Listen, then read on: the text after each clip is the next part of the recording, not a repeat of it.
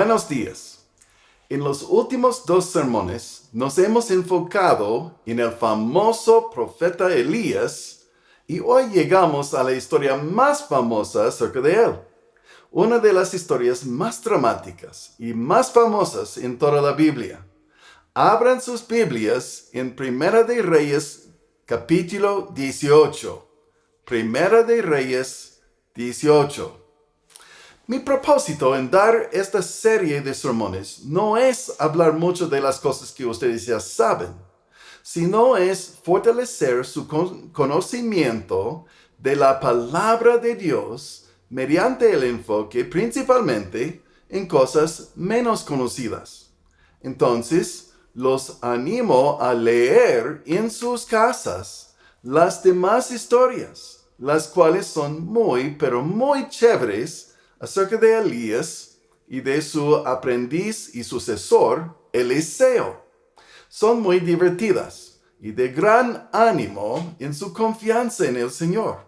Se puede encontrar estas historias de Elías y de Eliseo en los últimos capítulos de Primera de Reyes, comenzando en Primera de Reyes 17, y en los primeros capítulos de Segunda de Reyes, hasta el capítulo 13. Entonces, Primera y Segunda de Reyes. Note que dije que las historias de Elías y Eliseo se encuentran en los libros de los reyes. No dije nada de crónicas. ¿Por qué? Mire otra vez conmigo en la línea de tiempo de los sermones que he estado predicando. Recuerde que el rey David vivió aproximadamente 1000 años antes de la vida terrenal de Jesús, y después de David y su hijo Salomón, el reino se dividió en dos, con Israel en el norte, con Judá en el sur. Recuerde que hemos hablado en detalle sobre Roboam en Judá y de Jeroboam en Israel. Ya hemos visto que el buen rey Josafat de Judá hizo la paz con el malvado rey Acab de Israel.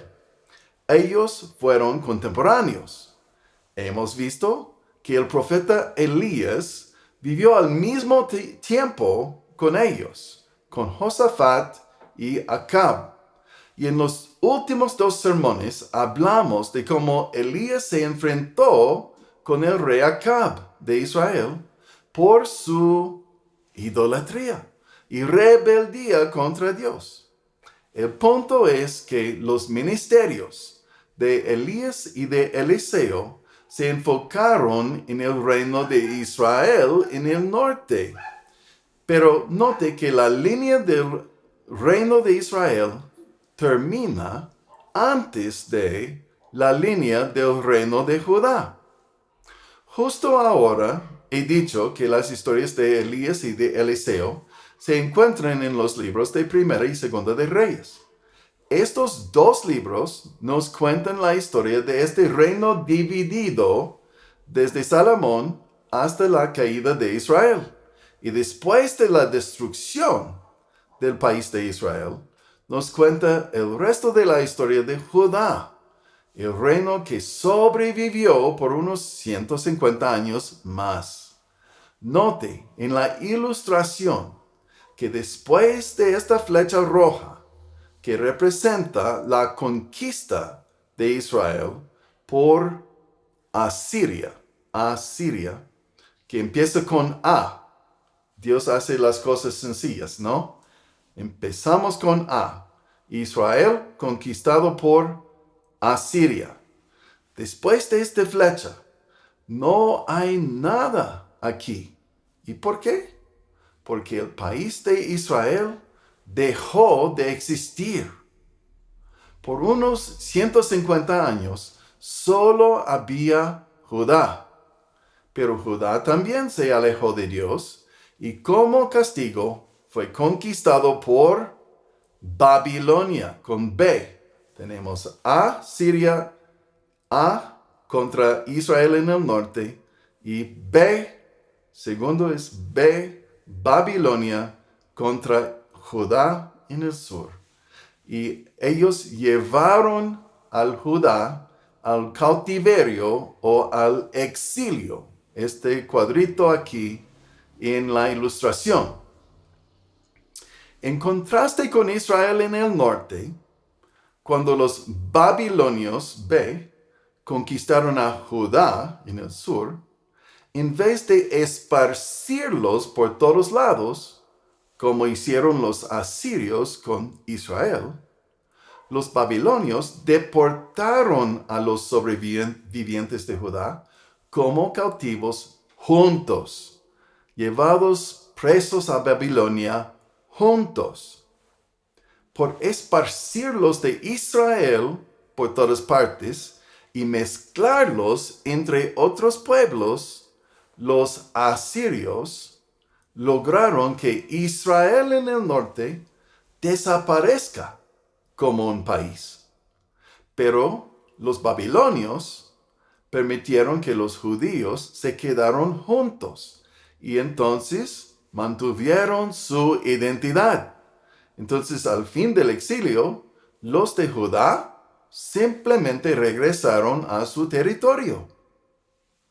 Fue en este entonces, después del exilio, que Primera y Segunda de Crónicas fueron escritos.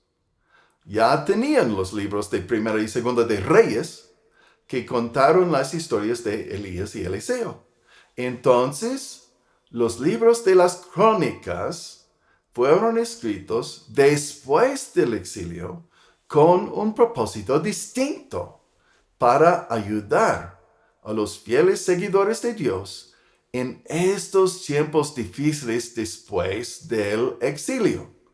Entonces, Primera y Segunda de Crónicas enfatizan la historia de Judá, encomiando a los reyes y a los sacerdotes, quienes fueron devotos a Dios, y con severa condenación de los errores de los desobedientes, con el objetivo de instruir a la nueva generación a evitar estos errores anteriores y a seguir el buen ejemplo de los fieles como los reyes Ezequías y Josías. Y esta es la razón por lo que no encontramos a Elías y Eliseo en los libros de Crónicas. Y si eso es confuso, usted puede pausar y regresar al principio de este sermón y repetir hasta que entiende bien esta parte de la gran panorama del Antiguo Testamento que expliqué ahora, cómo fue la historia y la razón que Elías y Eliseo no están mencionados en Crónicas. Ok. Vamos con la historia de hoy.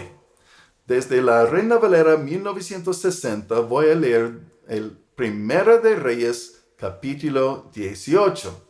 Y dice así la palabra de Dios.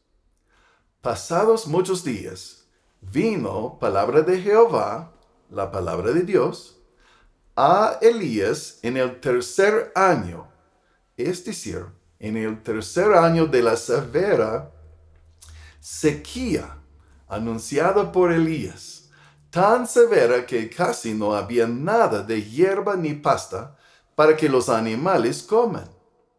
Y vino la palabra a Elías diciendo, ve, muéstrate a Acab, y yo, Dios hablando, yo haré llover sobre la faz de la tierra. Versículo 2. Fue pues Elías a mostrarse a Acab, y el hambre era grave en Samaria. Y Acab llamó a Abdías su mayordomo. Abdías era en gran manera temeroso de Jehová. Este detalle me provoca mucho pensamiento. ¿Quién era Abdías? Este Abdías era el mayordomo de Acab, un hombre de alta posición en el reino de Acab. Recuerde que en el sermón anterior hemos visto que Acab no hizo caso a Dios y no respetó a Dios. Acab se casó con Jezabel, quien era extranjera fanáticamente devota a dioses falsos, como Baal y Asera. En el sermón anterior, sobre capítulo 17, ya hemos visto que fue necesario que Elías se escondiera. Y lo que vamos a leer hoy nos muestra que Jezabel ya había matado a la gran mayoría de los fieles representantes de Dios, y que Acab había buscado a Elías agresivamente. Pero este versículo 3 dice que Abdías era en gran manera temeroso de Jehová, probablemente en secreto, como algunos creyentes en países musulmanes hoy, donde se mata a cualquier persona que se convierte en cristiano. Me hace pensar en Proverbios 22:29.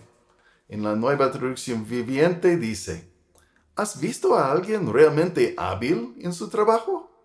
Servirá a los reyes en lugar de trabajar para la gente común. Alguien realmente hábil. La Reina Valera 1960 dice: hombre solícito. La Biblia de las Américas dice: hombre diestro. La Reina Valera contemporánea traduce: alguien que hace bien su trabajo. Y la Nueva Versión Internacional traduce el versículo así: ¿has visto a alguien diligente en su trabajo? Se codiará con reyes y nunca será un don nadie. La idea aquí es que Abdías se destacó a sí mismo por la calidad de su trabajo. Aunque Acab era un malvado, se dio cuenta de que Abdías tenía valor. Un famoso dijo: carácter es lo que uno es cuando nadie está mirando. Otro dijo que la calidad de carácter que uno tiene se revela por las pruebas. Y vemos aquí que este Abdías arriesgó todo para salvar las vidas de unos fieles profetas de Dios. Por supuesto, lo hizo en secreto, porque Acab y Jezabel no hubieran permitido que Abdías quedara con vida si hubieran sabido lo siguiente. Versículo 4, Primera de Reyes 18 y el versículo 4. Porque cuando Jezabel destruía a los profetas de Jehová, Abdías tomó a 100 profetas y los escondió de 50 en 50 en cuevas, y los sustentó con pan y agua. Versículo 5. Dijo pues Acab a Abdías: ve por el país, a todas las fuentes de aguas y a todos los arroyos, a ver si acaso hallaremos hierba con que conservemos la vida a los caballos y a las mulas, para que no nos quedemos sin bestias. Hubo un riesgo de que todos los animales mueran por la severidad de la hambruna debido a la sequía. Versículo 6. Dividieron entre sí el país para recorrerlo. Acab fue por un camino y Abdías fue separadamente por otro. Versículo 7. Y yendo Abdías por el camino, se encontró con Elías. Y cuando lo reconoció, se postró sobre su rostro y dijo: ¿no eres tú mi señor Elías? Versículo 8. Y él respondió: yo soy. Ve, di a tu amo: aquí está Elías. 9. Pero él, Abdías, dijo: ¿en qué he pecado para que entregues a tu siervo en mano de Acab para que me mate? ¿Por qué reaccionaría Abdías así? Vamos a ver, ¿ya? Versículo 10. Vive Jehová tu Dios, que no ha habido nación ni reino a donde mi señor Acab no haya enviado a buscarte, Elías. Y todos han respondido, no está aquí. Y a reinos y a naciones Acab ha hecho jurar que no te han hallado. Y ahora tú dices, ve, di a tu amo, aquí está Elías. Acontecerá que luego que yo me haya ido, el Espíritu de Jehová te llevará a donde yo no sepa. Y al venir yo y dar las nuevas a Acab, al no hallarte él, me matará. Y tu siervo teme a Jehová desde su juventud. Versículo 13. ¿No ha sido dicho a mi señor lo que hice cuando Jezabel mataba a los profetas de Jehová? Que escondía a 100 varones de los profetas de Jehová, de 50 en 50 en cuevas, y los mantuve con pan y agua. Y otra vez aquí, en palabras aún más directas, el relato declara sin vergüenza que Jezabel mataba a los profetas de Jehová. Hombres y mujeres, la Biblia es bien honesta. Necesitamos conocer al Dios que realmente existe y no guardar creencias falsas. ¿Sugiere el texto que estos profetas de Jehová fueron pecadores rebeldes y desobedientes a Dios? No. Al contrario, el contexto sugiere que ellos fueron injustamente ejecutados por una reina malvada. Versículos así son fatales contra la enseñanza falsa llamado el Evangelio de Prosperidad, que dice, si uno es fiel a Dios, va a prosperar, va a recibir bendiciones en esta vida, con una casa buena, un carro nuevo, un matrimonio feliz, una mujer hermosa, etcétera, etcétera, etcétera. Pero la realidad no es así. Por supuesto, muchas veces obedecer a Dios y poner atención a la enseñanza de la Biblia va a protegerle contra muchos problemas. Por ejemplo, si usted está obedeciendo al Señor Dios y la palabra de Dios, y usted queda esperando para tener sexo hasta que se case con una persona que nunca ha tenido sexo porque ellos también son obedientes a Dios. Si ustedes dos han obedecido a Dios, cuando ustedes están unidos, tienen cero riesgo de enfermedades de transmisión sexual. Y puede tener sexo con placer y abandona sin problemas por obedecer a Dios. ¿Sí? Pero muchas veces la gente anticipa que obedecer a Dios siempre va a traer todo bien. Yo puedo decir que Dios me ha bendecido grandemente en mi vida, pero es falso decir que las cosas malas solo pasan a los que no tienen suficiente fe o a los que están viviendo en pecado. El Dios que existe, en realidad, es un Dios soberano, bueno, justo y sabio. Pero Él permite que pasen muchas cosas que no están de acuerdo con su voluntad. En este mundo caído vemos mucho pecado y consecuencias de pecado. Y muchas veces, desafortunadamente, estas consecuencias de uno afectan a muchos inocentes al lado de él. Entonces, en este relato vemos que todo el pueblo de Israel, bajo el liderazgo de Acab y Jezabel, se había desviado del camino correcto. y que Dios tenía en su plan usar a Elías para despertar a la gente y para llamarles a volver a él. Este relato es una de las victorias espirituales más dramáticas en toda la Biblia. Y vamos a ver la intervención de Dios en un milagro muy extraordinario. Pero aún dentro de este relato, tenemos este detalle que Jezabel mataba a unos profetas del Señor.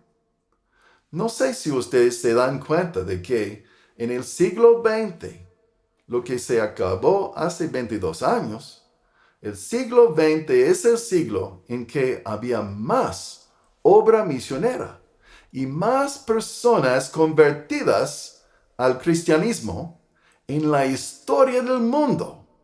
Más personas que creyeron en Jesús por primera vez durante el siglo XX. Pero también fue el siglo XX en que el número más grande en la historia del mundo fueron matados por creer en Jesús. Me hace pensar en Hebreos 11, que recuenta las historias de los personajes de la Biblia, de su fe y de los milagros que ellos experimentaron.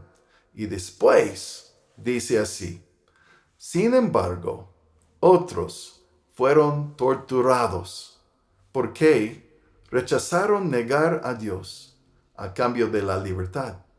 Ellos pusieron su esperanza en una vida mejor que viene después de la resurrección. 36. Algunos fueron ridiculizados y sus espaldas fueron laceradas con látigos. Otros fueron encadenados en prisiones. 37. Algunos murieron apedreados. A otros los cortaron por la mitad con una sierra. Y a otros los mataron a espada. Algunos anduvieron vestidos con pieles de ovejas y cabras, desposeídos y oprimidos y maltratados. 38. Este mundo no era digno de ellos. Vagaron por desiertos y montañas, se escondieron en cuevas y hoyos en la tierra. 39. Debido a su fe, todas esas personas gozaron de una buena reputación, aunque ninguno recibió todo lo que Dios le había prometido, pues Dios tenía preparado algo mejor para nosotros, de modo que ellos no llegaran a la perfección sin nosotros. Volviendo a la historia de Elías. Y ahora dices tú, ve, di a tu amo, aquí está Elías, para que él, Acab, me mate. 15.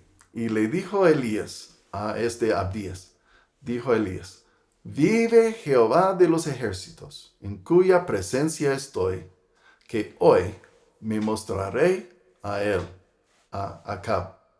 Entonces Abdías fue a encontrarse con Acab y le dio el aviso, y Acab vino a encontrarse con Elías. 17. Cuando Acab vio a Elías, le dijo: ¿eres tú el que turbas a Israel? 18.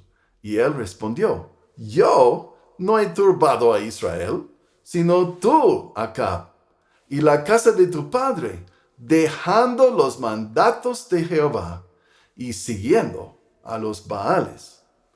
La Nueva Traducción Viviente traduce el versículo 18 así: yo no le he causado ningún problema a Israel, respondió Elías.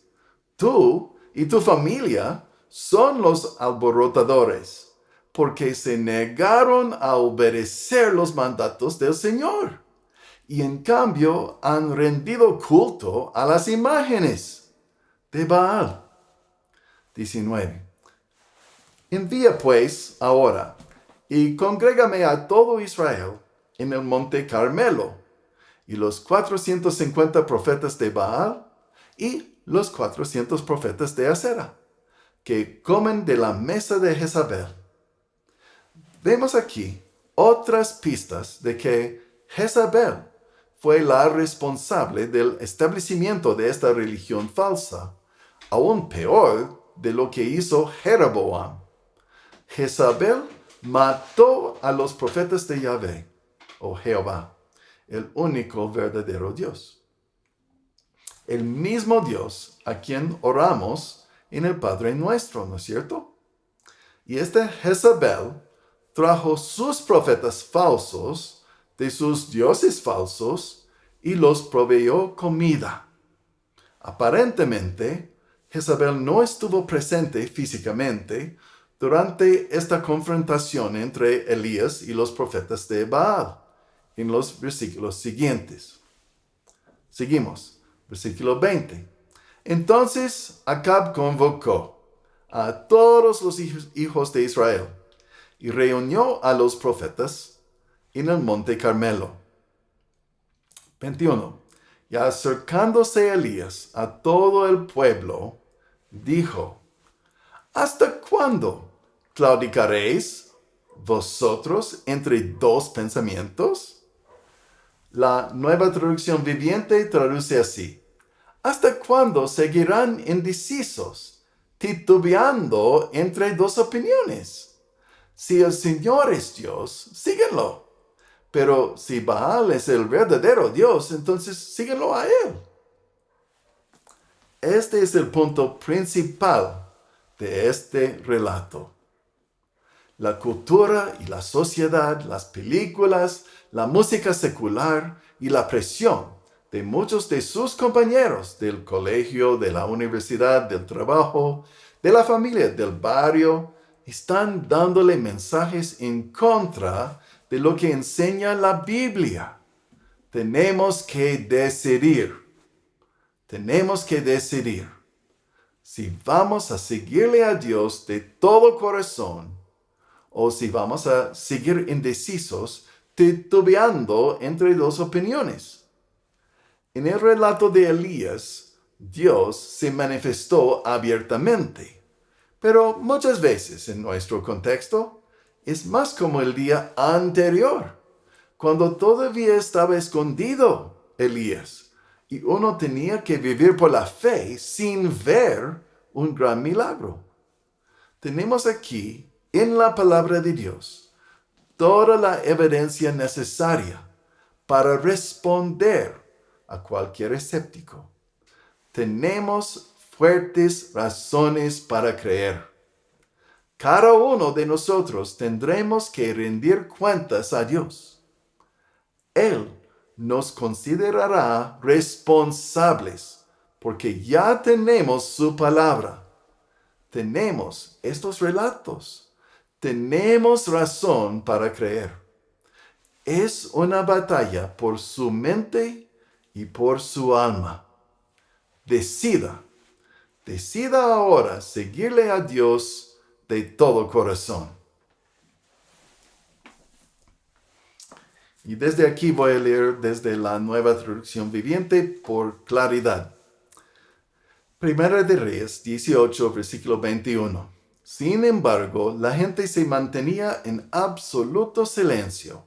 22. Entonces Elías les dijo: Yo soy el único profeta del Señor que queda, pero Baal tiene 450 profetas.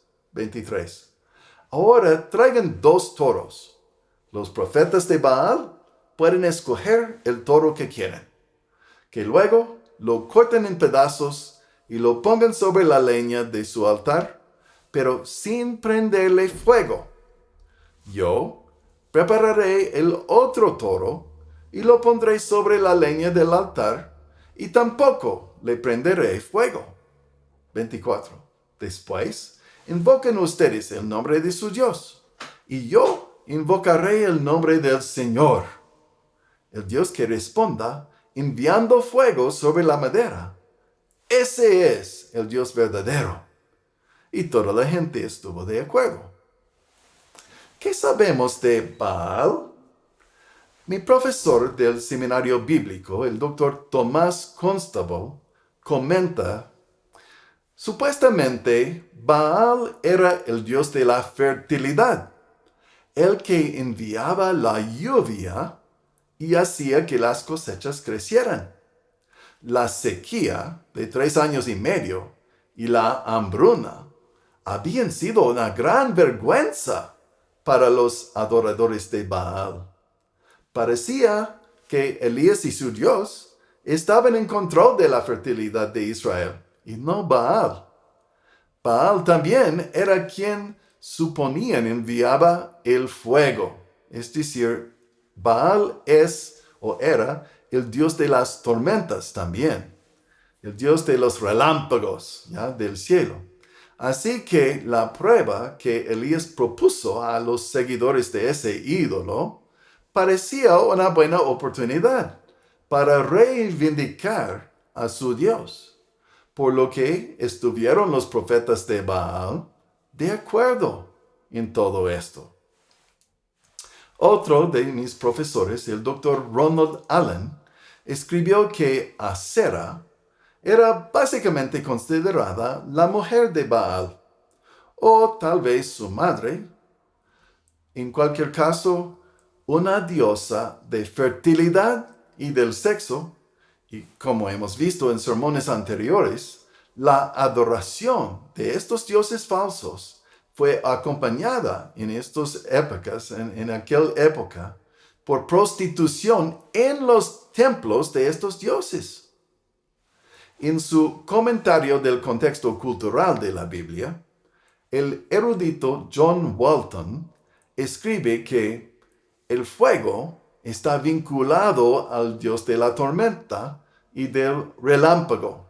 Siendo Baal el dios de la tormenta, se le describía sosteniendo en su mano saetas de relámpagos.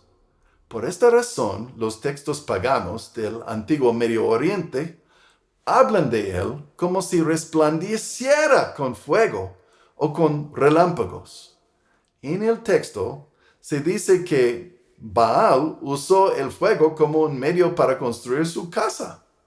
Los devotos de Baal lo consideraban como el señor del fuego.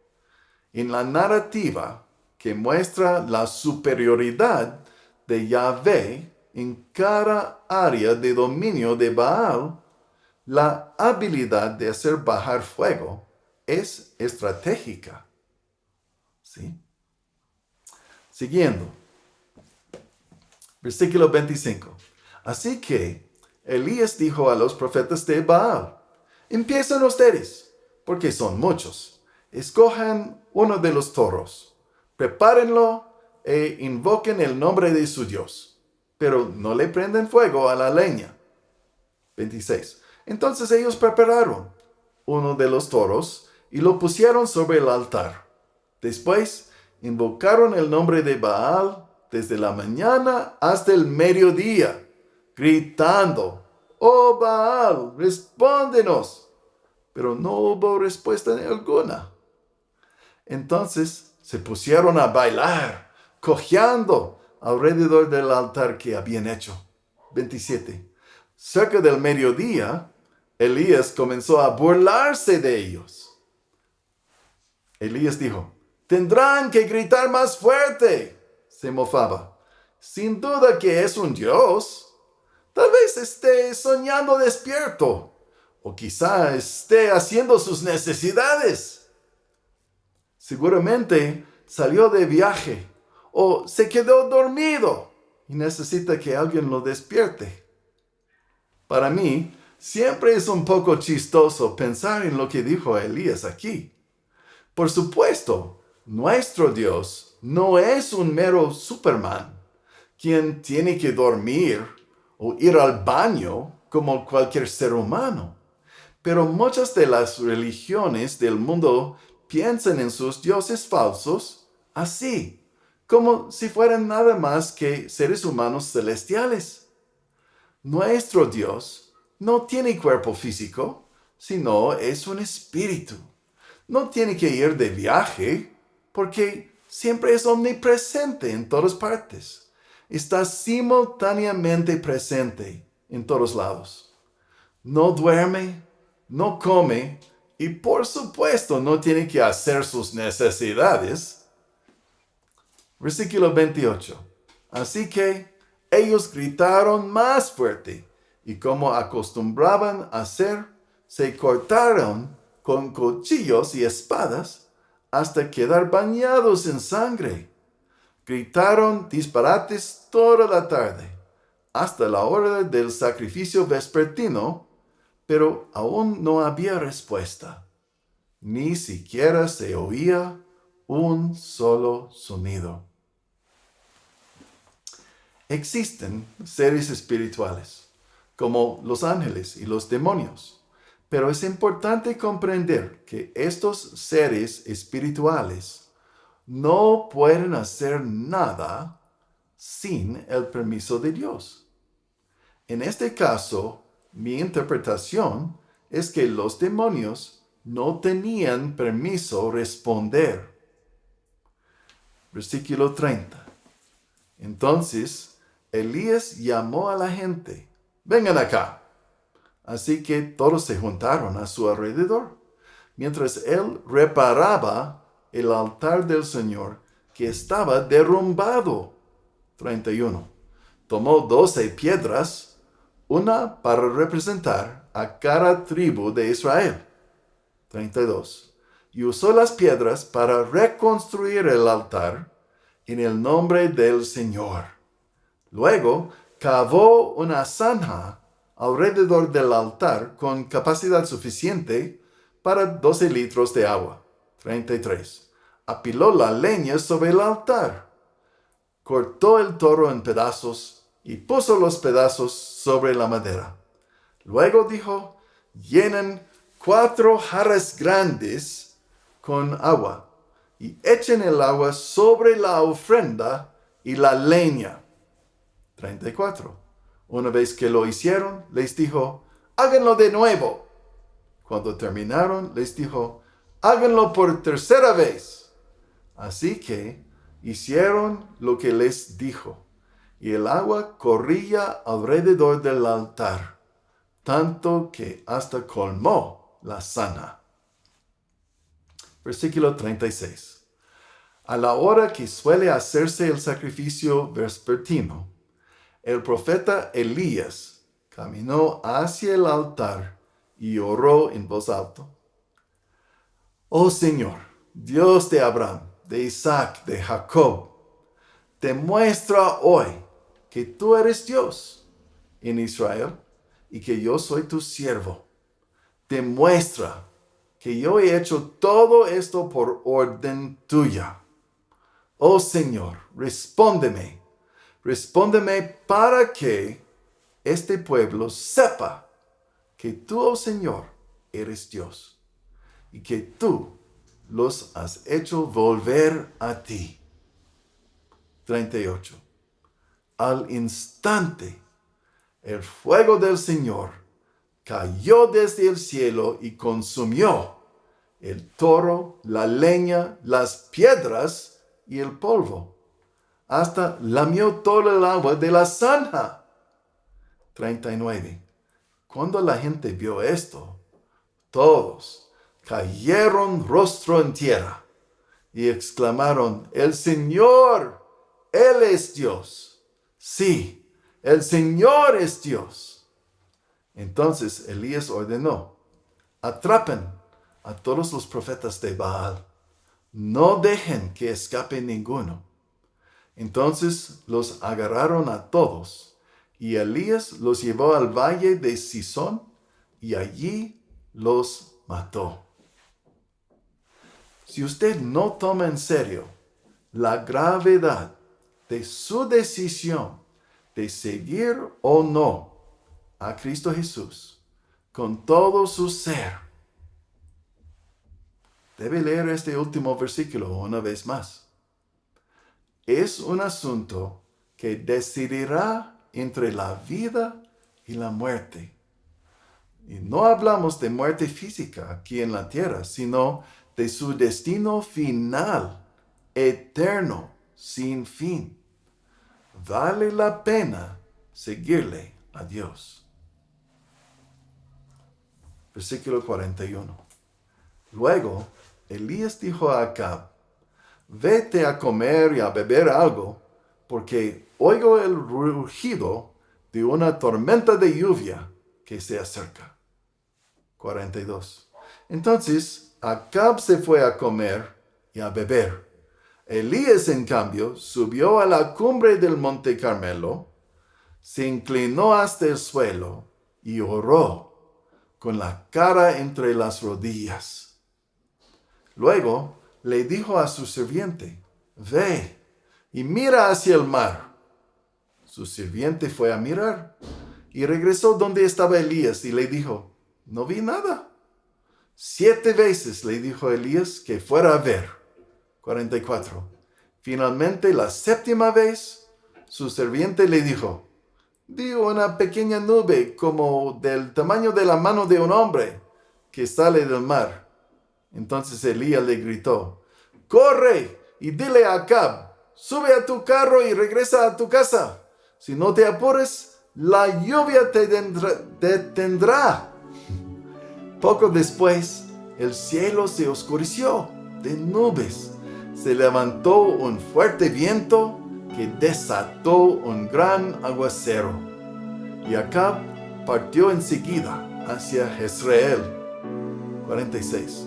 Entonces el Señor le dio una fuerza extraordinaria a Elías, quien se sujetó la capa con su cinturón y corrió delante del carro de Acab todo el camino hasta la entrada de Jezreel. Aquí tenemos la famosa historia de la oración ferviente y eficaz en el ejemplo de Elías.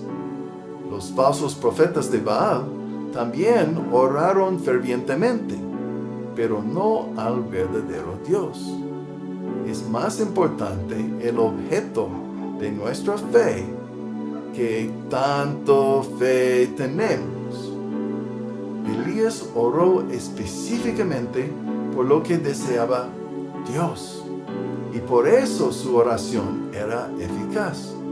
Sabemos, por ejemplo, desde la Biblia, que es la voluntad de Dios que la gente crea y sea salvos. Entonces, usted puede orar con confianza, pero también diligentemente por las personas amadas en su vida. ¿Cómo es su compromiso con Dios?